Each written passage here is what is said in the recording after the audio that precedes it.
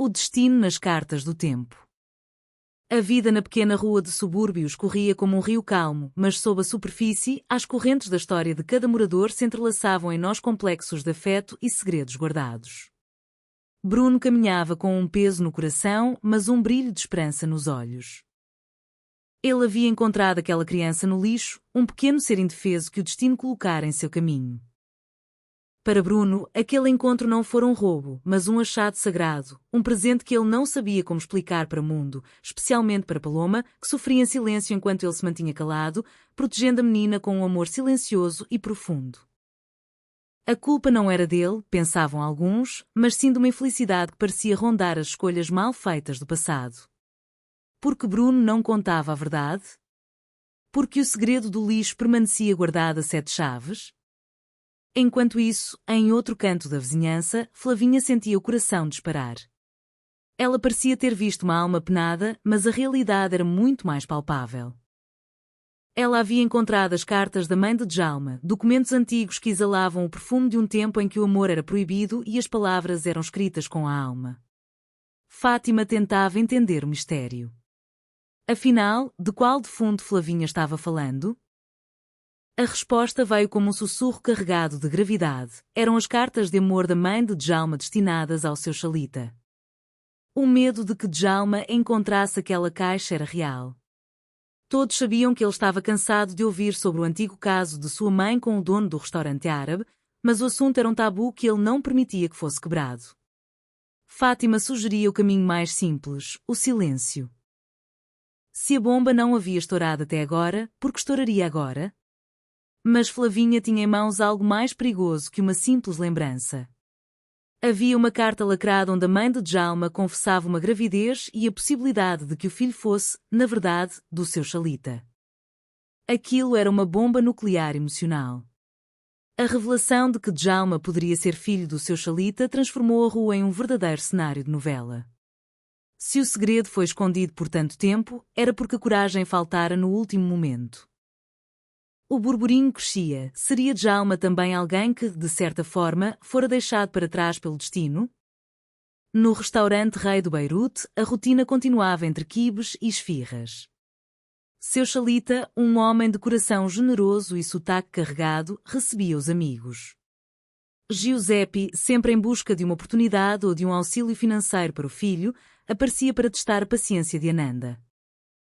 O tratamento ríspido de Ananda com o próprio pai entristecia seu Xalita, que nunca conhecera o seu e não compreendia como alguém poderia tratar mal a própria origem. A dúvida sobre a paternidade de Djalma pairava no ar como o cheiro de repolho recheado que saía da cozinha. Sueli e as outras não paravam de olhar para Djalma, tentando encontrar traços de seu Xalita em seu rosto.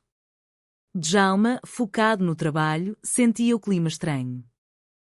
Ele, que agora pedia comida árabe todos os dias, parecia estar ligado ao seu Xalita por um fio invisível que nem ele mesmo entendia. A vida, como dizia a canção que Jorge tocava com sua banda, tem sempre razão e a paixão é o combustível que move os dias. A banda de Jorge era o refúgio do otimismo. Seu Giuseppe, apesar de seus tropeços, via neles um futuro brilhante. Ele prometia contatos, produtores importantes e a gravação de um disco que levaria a banda ao sucesso. Jorge acreditava no pai, queria acreditar que desta vez seria diferente. Mesmo com as críticas de Armani, que via o pai de Jorge como um eterno sonhador que apenas buscava dinheiro, o amor entre pai e filho tentava-se reconstruir sobre as bases frágeis da esperança. Contudo, a tensão aumentou quando o testamento de seu Xalita entrou em pauta. Tavares, o advogado, cochichava cantos pelos cantos. O boato de que o rei do Beirute seria deixado para Lucilene, a dançarina que todos viam como uma aproveitadora, causou revolta em Jurandir. Ele, que se considerava um filho para seu Xalita, sentiu-se traído. A discussão foi feia, palavras duras foram lançadas e o orgulho falou mais alto. Jurandir decidiu partir, deixando o restaurante e o homem que tanto admirava para trás. Enquanto a discórdia reinava no restaurante, Djalma enfrentava seus próprios demónios. Ao descobrir sobre as cartas, seu mundo desabou. O medo da verdade o levou a um ato de desespero. Ele tentou queimar as lembranças, tentou apagar o passado com o fogo. Um pequeno incêndio no estoque da loja trouxe o pânico para a rua. No meio das chamas e da fumaça, a humanidade aflorou. Todos correram para ajudar. Felizmente, o pior foi evitado, mas as cicatrizes emocionais ficaram expostas. No hospital ou nas calçadas, o assunto era um só: o teste de DNA.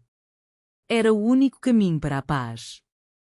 Seu Xalita, com o coração aberto, estava pronto para aceitar Djalma como filho, para dar a ele todo o amor que guardara por anos.